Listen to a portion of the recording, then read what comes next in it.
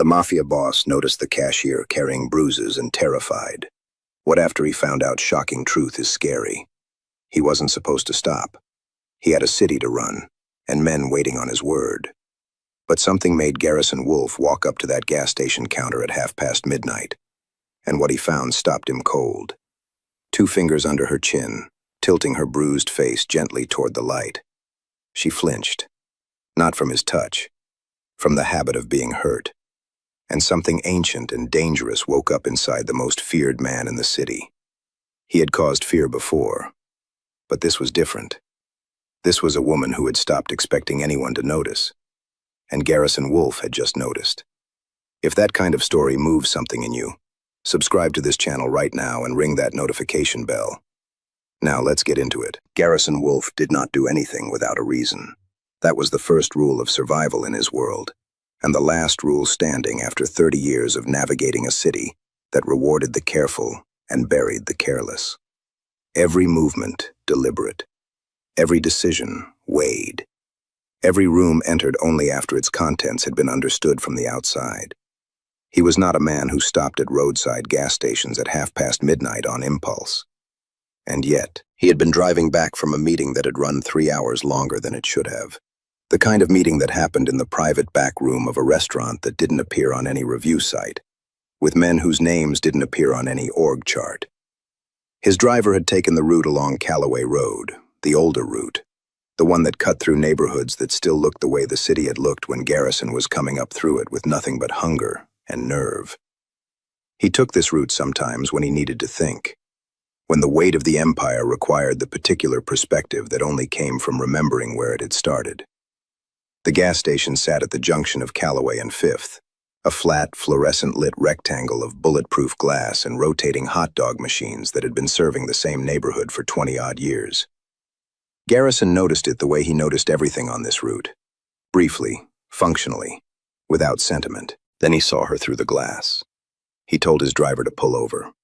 The driver, a former military man named Setch, who had worked for Garrison for 9 years, and understood that certain instructions required no explanation, pulled over without a word. Garrison got out alone. The bell above the door announced him with a cheerful indifference to the kind of man walking through it. The store was empty of customers. The overhead lighting was the particular shade of yellow that made everything look slightly unwell. A radio somewhere in the back was playing something country and low, and behind the counter, a young woman was restocking cigarette cartons on the shelf behind the register, with the mechanical efficiency of someone running on the last reserves of whatever had been keeping her going. She turned when she heard the bell. Garrison's trained eye cataloged her in under 2 seconds, the way it cataloged everything. The dark hair pulled back in a ponytail that had given up hours ago. The work shirt with the gas station logo that was a size too large. The careful way she was holding her left side as she turned. And the bruises. Foundation had been applied over them with obvious effort and obvious failure. The kind of purple-green that defeats most drugstore coverage sitting along her jaw and trailing down the left side of her neck like a sentence someone had tried to erase. She arranged her face into the professional approximation of a welcome and said good evening, in a voice that was steady in the way that things are steady when steadiness has been practiced under duress. Garrison walked to the counter. He asked for a pack of cigarettes, a brand he didn't smoke, pulled from a half-remembered billboard he had passed on the highway. She turned to locate it on the shelf behind her, and he watched the way she moved. Careful, measured. The particular economy of motion that belonged to someone navigating a body that hurt in more than one place simultaneously. She set the pack on the counter and told him the price. He didn't reach for his wallet immediately. Instead, he looked at her, not with the assessing sweep he used on rivals, or the flat appraisal he used on subordinates, but with the direct, unhurried attention of a man who has decided to actually see what is in front of him. She registered it. Her eyes moved to the counter. "Long shift?" he asked. "Every shift's long," she said. "Automatic. Practiced." The answer of someone who deflects personal questions before they fully form. He put his money on the counter. She counted change with hands that were not entirely steady, a fine tremor running through her fingers that she was clearly accustomed to managing, and clearly hoping nobody noticed. He noticed. He always noticed. She pushed the change toward him. He reached out, slowly, with the deliberate telegraphing of someone who understood the particular language of people who flinched at sudden movement. And instead of taking the change, he placed 2 fingers gently under her chin, tilted her face toward the overhead light. Just enough. She went completely still. The bruise along her jaw was worse than the foundation had suggested. Fresh, maybe 36 hours old, layering over something older and yellowing underneath. The one on her neck had the specific shape that came from fingers. Garrison had seen that shape before on people who worked for him when things had gone badly wrong. He knew exactly what made it. He released her chin. She stepped back. Not dramatically, just the single step of someone creating distance out of reflex. And her eyes finally came up to meet his fully for the first time. What he found in them was not what most people showed him. Most people showed him fear when they looked at him directly. She showed him something more complicated. Exhaustion, wariness. And underneath both of those, buried so deep it was barely a flicker, the raw and cautious question of whether the person in front of her was something other than another problem to manage. "You should see someone about that," Garrison said quietly. "I'm fine," she said. "You're not." The door behind the counter, marked staff, slightly ajar, pushed open. A man filled the frame, heavy-set, mid-40s, wearing a short-sleeved shirt despite the cold, and an expression that assessed the situation with the particular calculation of someone measuring a threat. His eyes went to Della, then to Garrison, then back to Della with a look that communicated something that had nothing to do with Garrison's presence, and everything to do with what would come after it. "Everything all right out here?" the man asked. His voice carried the synthetic warmth of someone who had learned to perform friendliness as a control mechanism. "Fine," Della said immediately. Too immediately. "Just helping a customer." The man looked at Garrison for a moment longer than was comfortable. Garrison looked back with the particular quality of stillness that tended to resolve these situations without words. The man retreated behind the door without further comment. It didn't close all the way. Della was already looking at the counter. Garrison picked up his cigarettes and his change. He looked at her once more, at the careful way she had reassembled the professional neutrality across her face the moment that door had opened, at the almost imperceptible way her shoulders had drawn in, at the hands that had stilled themselves through what was clearly an act of will. "What's your name?" he asked. A pause, brief but real. "Della." He nodded once. He walked to the door. He pushed through it into the cold night air and crossed to where Setch was waiting with the engine running. He got in. He did not speak for a full minute. Then he said, "I need everything on a gas station on the corner of Callaway and 5th. Owner, employees, finances, everything." He paused. "Tonight, Setch." Setch pulled into traffic without a word. Behind them, through the receding rectangle of yellow light, Della Marsh was already back to restocking cigarette cartons. Holding her left side, moving carefully, alone in the fluorescent glow of a store that had no idea what had just walked through its door. The report arrived before sunrise. Setch had learned over 9 years of service that when Garrison Wolfe said, "tonight," he meant it with the particular finality of someone who had never once in his adult life accepted a deadline as negotiable. By 4:30 in the morning, a sealed folder sat on Garrison's desk in his private office. The real one, on the upper floor of a building that appeared in city records as a property management firm and functioned as the nerve center of everything Garrison actually ran. He opened it with his 3rd coffee of the night and read without stopping. Della Marsh, 27 years old, born and raised in a small city 4 hours north, the kind of place that produced people who worked hard and expected nothing decorative from life. Arrived in the city 14 months ago, no criminal record, no debt beyond a modest student loan from 2 semesters of a nursing program she had left without completing. The reason for leaving wasn't in any official record, but the timing told its own story. She had withdrawn the same semester her younger brother Cody had entered a residential rehabilitation facility 3 states away. The facility was not cheap. The facility had been billing consistently for 7 months. Garrison did the math on her gas station salary without needing a calculator. She was sending nearly 1/3 of every paycheck to keep Cody there. The remainder covered a studio apartment in a building that his people had flagged as substandard on 3 separate city inspections, groceries, and the kind of incidental expenses that disappeared when you were running on the thinnest possible margin. There was no cushion. There was no fallback. Every dollar had somewhere it needed to be before it arrived, which meant she could not afford to lose the job, which meant Rule Tanner knew exactly what he had. Tanner's file was the second section of the report, and it was considerably less clean than Della's. 51 years old, owner of 3 gas station convenience stores operating across the city's older neighborhoods, all of them profitable on paper, in ways that didn't entirely reconcile with their locations and foot traffic. 2 prior complaints filed against him by former female employees, one from 4 years ago, one from 18 months prior. Neither complaint had progressed beyond the initial filing stage. Both women had withdrawn statements within weeks. Both had left the city entirely within months. Garrison recognized the pattern without needing it explained. The third section of the report covered the backroom operation. Tanner's associate, a wiry, restless man named Spade, who occupied the store's back office on the late shift, with the territorial energy of someone guarding something valuable, was running a distribution relay through the storage facility. Small volume, carefully timed, the kind of operation designed to stay beneath the threshold of serious law enforcement attention. Deliveries came through the rear entrance between 1 and 3 in the morning. Della's shifts covered exactly that window. She hadn't chosen to know what she knew, but she knew it. And Tanner had made certain she understood that what she knew made her complicit, and that complicit people did not go to the police, and that people who didn't understand that needed to be reminded until they did. Garrison closed the folder.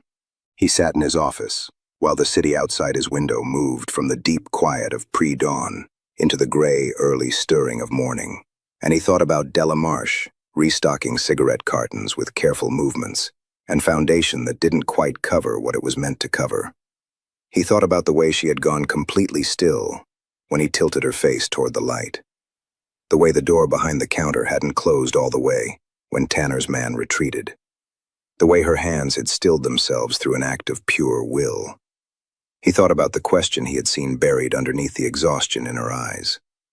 He picked up his phone, called Breck, his most trusted lieutenant, a former investigator with 20 years of experience reading situations from the inside out, and spoke for 4 minutes without interruption.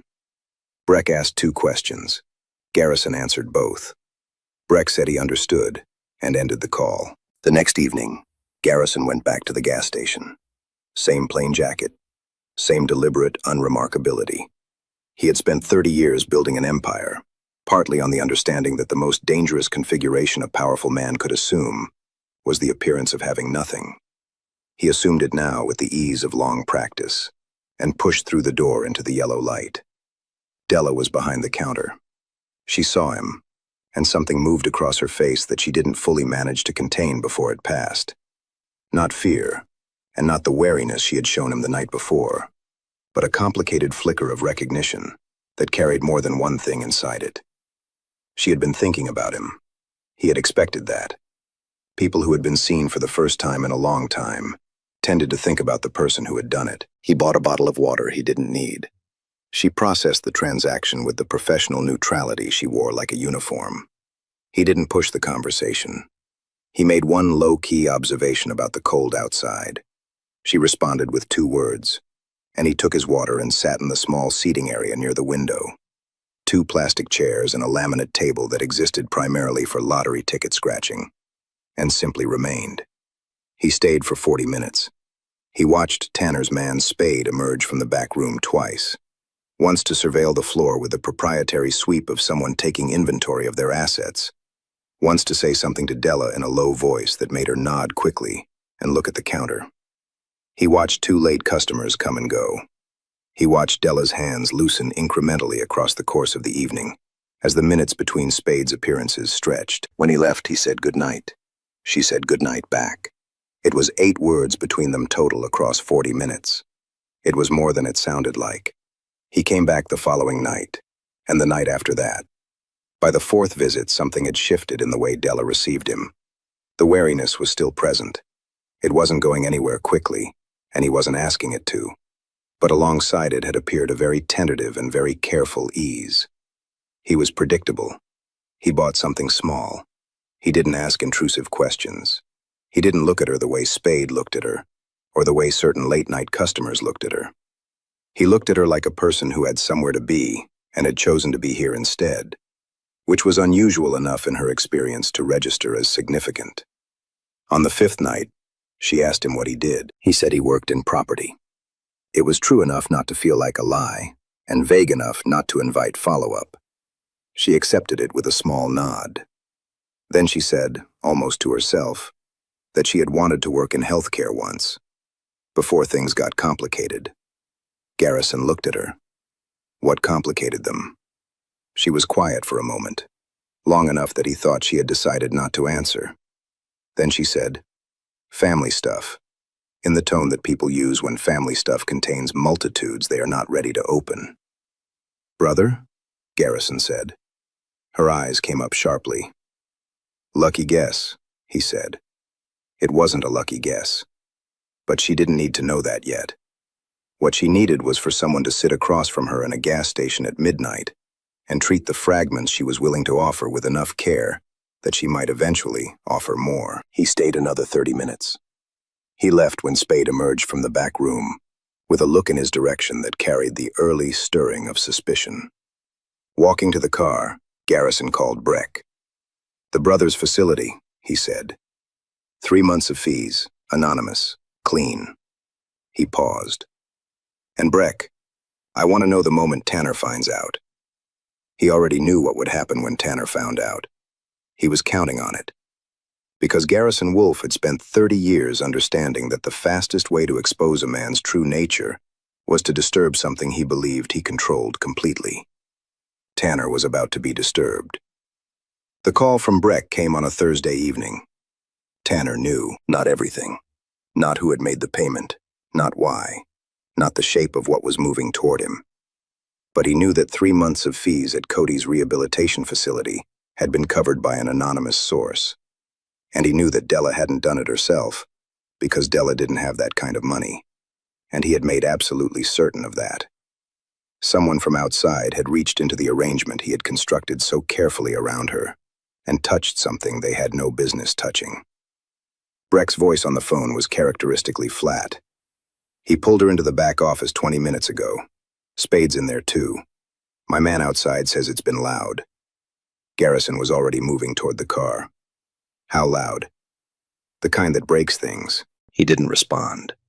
He ended the call and told Setch the address and sat in the back of the car with the particular stillness that people who knew him well had learned to read correctly.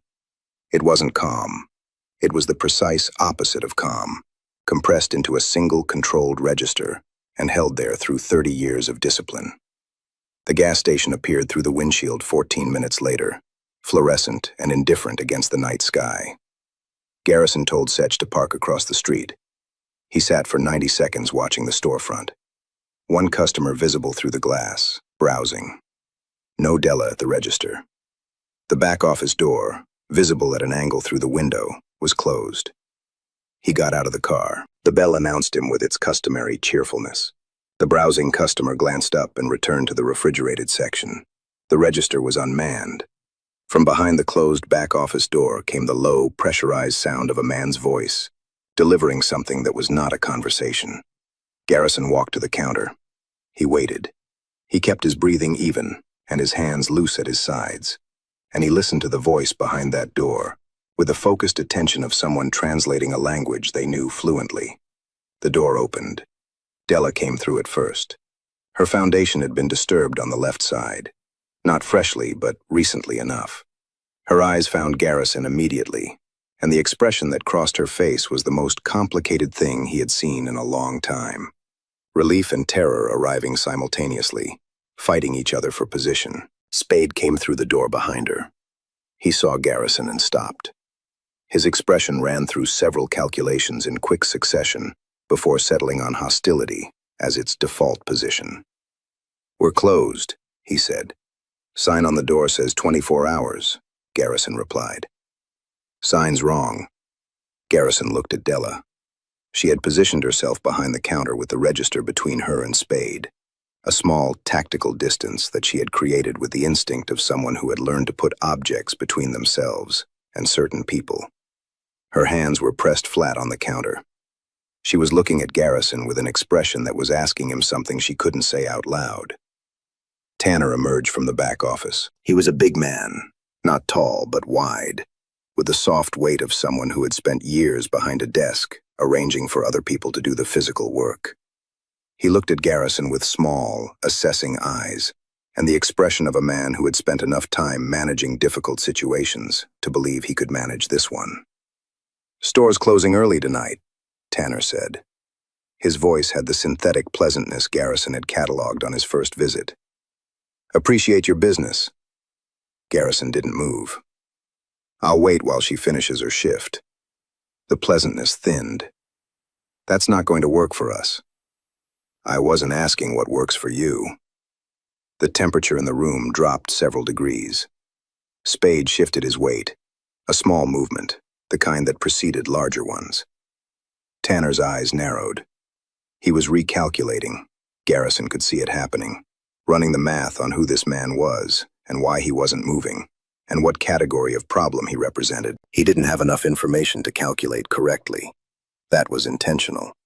"I don't know who you think you are," Tanner started. "No," Garrison agreed pleasantly. "You don't."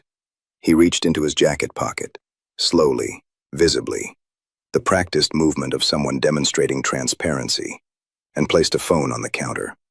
The screen was facing up. On it was a photograph. Tanner looked at it. The color left his face in a way that was almost architectural, like a building losing its structural support floor by floor. The photograph showed the rear entrance of the gas station at 1:47 in the morning, 3 weeks prior. Two men carrying a specific kind of container through a door that was being held open by Spade. "I have 41 more," Garrison said. "Different nights, different faces, same door." He let that settle for exactly the right amount of time. "The people in these photographs work for an organization that has been trying to establish a foothold in this part of the city for 2 years. I have been patiently discouraging that effort." He picked up the phone. "Your store has been part of their infrastructure for 8 months without my knowledge. That situation ends tonight." Tanner's mouth opened. Nothing came out. Spade was very still in the way that people go still when they have assessed a situation and arrived at the conclusion that movement of any kind would be inadvisable. Garrison looked at Della. She was watching him with an expression that had moved beyond the relief and terror combination into something rawer and more fundamental. The expression of someone watching a reality they thought they understood reorganize itself completely around them. "Get your things," Garrison said quietly. She didn't hesitate. She reached under the counter, retrieved a jacket and a small bag, and came around from behind the register with the deliberate movement of someone who has made a decision and is not revisiting it. She walked to where Garrison was standing and stopped beside him. Tanner found his voice. "She's not going anywhere. She works for me, and she knows things that are no longer your concern," Garrison said. The pleasantness in his own voice had been put away. What replaced it was something quieter and considerably more final. What she knows, what she's seen, what she's been made to carry for 8 months. None of it touches her. Are we clear on that? Tanner looked at the phone in Garrison's hand. He looked at Spade, who offered him nothing. He looked at Della, who was not looking at him at all. "Whatever leverage you think you have over her family," Garrison continued, "is already gone. The situation with her brother was resolved 3 days ago. Permanently." He held Tanner's gaze. "You have nothing, and I would strongly encourage you to spend the remainder of this evening thinking carefully about the difference between the problem you have right now and the considerably larger problem you will have if I leave here unhappy." The silence that followed had the quality of something collapsing inward. Garrison gestured toward the door. Della walked through it. He followed without looking back at Tanner or Spade. A deliberate choice. The particular statement made by a man who doesn't check whether a threat has landed, because he has never once delivered one that didn't. Outside, the cold air hit them both. Setch had the car running. Della stopped on the pavement and turned to face Garrison with the night air moving between them and the gas station fluorescence behind her. and an expression on her face that contained more questions than either of them had time for right now. "Who are you?" she asked. "Someone who noticed," Garrison said. "We'll talk tomorrow, properly." He opened the car door. "Tonight, you're going somewhere safe." She looked at the car. She looked at him. And Della Marsh, who had spent 8 months surviving on the thinnest possible margin with nobody watching her back, made the calculation that the one person who had consistently shown up without taking anything deserved, at minimum, the benefit of the doubt. She got in. The office Garrison used for conversations that mattered was nothing like what people imagined when they imagined where a man like him conducted his affairs. No marble, no excess. Just a clean, quiet room on the 4th floor of a legitimate building downtown. Good furniture, good light, and the particular atmosphere of a space where serious things got said without performance. Della sat across from him the following afternoon, looking like someone who had slept for the first time in months and wasn't entirely sure how to feel about it. Breck had arranged a safe apartment the night before. Clean, secure, stocked with the practical necessities by someone who understood that what a person needed after 8 months of surviving was not luxury, but simply the absence of threat. She had slept 9 hours. She looked it. She also looked like someone with a significant number of questions and the measured patience of a woman who had learned to wait for the right moment to ask them. Garrison let her set the pace. She looked around the office once, taking it in with the quiet thoroughness he had noticed in her from the beginning, the way she read rooms without appearing to read them. Then she looked at him. "Tell me," she said. So he did. He told her his name. He told her what he ran and how and roughly the scale of it. Not everything, not the granular operational details that served no purpose here, but enough. Enough for her to understand what she was sitting across from. Enough for the context of the past 2 weeks to reorganize itself correctly in her mind.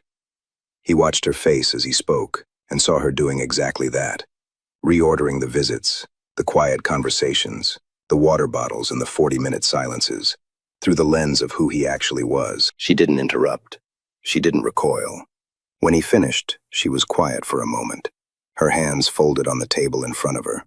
And then she said, "The payment for Cody's facility. That was you." "Yes. Before you knew whether I'd cooperate with anything. Before you knew what I'd do." "Yes." She looked at the table. "Why?" "Because it was the right thing to do. Men in your position don't usually operate on what's right." "No," Garrison agreed. "They don't." She looked up. "So why do you?" He considered the answer with the honesty the question deserved. "I grew up in a neighborhood 3 miles from that gas station," he said. "My mother worked nights. Convenience store, actually. Different one, same fluorescent lights, same night shift exhaustion. There was a man who managed the building we lived in who understood that we needed the apartment more than we could afford it. He used that understanding the same way Tanner used his." Garrison kept his voice level. She endured it for 4 years because leaving meant the street. Nobody intervened. Nobody noticed. Or if they noticed, they decided it wasn't their business. Della was very still. "I noticed you," Garrison said simply. "And I was in a position to do something about what I noticed. So I did." The quiet that followed was the kind that didn't need filling. Outside the office window, the city conducted its afternoon business in complete indifference to the conversation happening 4 floors above it. "Tanner," Della said eventually. "What happens to him?" "His operation is already unwinding. The distribution relay through your store has been shut down. The organization he was hosting has been informed that the arrangement is permanently concluded." Garrison paused. "His finances are being reviewed by people with the appropriate authority to review them. The 2 women who filed complaints against him previously, their statements have been located and resubmitted through channels that won't allow them to disappear this time. And Spade? Gone." Della absorbed this. "And me," she said. "What happens to me?" "Nothing happens to you," Garrison said. "You're free. Cody's facility is covered for the next 18 months. No strings, no obligation. Whatever you knew about the backroom operation is protected. Nobody is coming after you for knowledge you never asked to have. You walk out of this office, and your life is yours again. He held her gaze. That's it. That's all of it. She looked at him for a long time, with those dark eyes that had always carried more intelligence than her circumstances had been given credit for. You're not asking for anything. No. People don't do things like this for nothing. Some do, Garrison said. Not many, but some. She looked at her hands. He could see her working through it. The instinct that had kept her alive for 8 months, telling her that generosity of this scale always had a mechanism underneath it, while something quieter and more recent pushed back against that instinct with the evidence of the past 2 weeks. He waited. He had learned that Della Marsh arrived at her conclusions through her own process and on her own schedule, and that the worst thing you could do was try to accelerate either. There's something I want to say, she said finally. Say it. I'm angry. She said it plainly, without heat. Not at you, at the situation. At 8 months of getting up every day and going back to that place because the alternative was Cody losing his spot in the facility. At covering Bruises with foundation before a shift. At knowing what was happening in that back room and understanding that knowing it was exactly what kept me from being able to leave. She paused. I'm angry that it took someone accidentally stopping at a gas station to change it. That there was no system, no mechanism, just luck. You're right to be angry, Garrison said. I know I am. She looked at him. I'm also grateful. Those two things are both true at the same time, and I'm done pretending complicated feelings need to be simple. The corner of Garrison's mouth moved. That's a reasonable position. She sat forward slightly. You mentioned a job. He had, briefly, through Breck, as part of the practical arrangements made the night before. He had deliberately left the details thin. He hadn't wanted it to feel like a condition. I own a legitimate property management company, he said. Administrative coordinator position. Day hours, benefits, salary that doesn't require you to choose between rent and your brother's recovery. The work is real. I need someone organized and observant who understands how buildings and the people inside them actually function. He paused. You have both of those qualities in significant measure. You'd hire me because of a gas station? I'd hire you because in 8 months of being systematically trapped and pressured and hurt, you never stopped paying attention. You never stopped thinking. You never stopped protecting your brother even when it cost you everything. He held her gaze. That's not a gas station. That's character. Della was quiet for a moment. Then she said, I'd need to finish my nursing credits eventually. It was always the plan before everything fell apart. The position includes tuition support. She looked at him with an expression that was somewhere between wry and genuinely moved. You had that ready. I had it ready, he confirmed. She stood. He stood. She extended her hand across the desk with the directness of someone who had decided and was done deliberating. He shook it. I have one condition, Della said. Name it. You don't get to be mysterious about who you are anymore. If I'm working for you, I work for you with full information. No more property consultant performance. No more arriving in plain jackets and pretending to want water. The directness in her eyes was absolute. I know what you are. I'm choosing to step into that with open eyes. But I need the eyes to actually be open. Garrison looked at her. This woman who had survived 8 months of a situation designed to break her and come out the other side with her intelligence intact and her terms ready. Agreed, he said. She nodded once. She picked up her jacket from the back of the chair. She walked to the door and then turned back with one hand on the frame. For what it's worth, she said quietly, your mother would have deserved someone like you walking into her store. She left before he could respond. Garrison stood in his office for a long moment after the door closed. The city continued outside his window, indifferent, relentless, entirely unaware of the small and significant things happening inside it. He had run this city for 30 years on the principle that power existed to protect the person holding it. He was beginning to revise that principle, not abandon it, revise it, into something that had more room in it for the people who deserved protection and never got it. For the Della Marshes working night shifts under fluorescent lights, for the women who had come before her, for the mothers 3 miles from gas stations who endured because nobody intervened. He couldn't fix all of it. He had never been naive enough to believe he could. But he could notice, and he could act on what he noticed. And sometimes, not always, but sometimes, that was the thing that changed everything. If this story stayed with you, hit that like button right now. Subscribe to this channel and ring that notification bell. Share this with someone who needs to be reminded that the people nobody notices are often the ones carrying the most. We'll see you in the next one.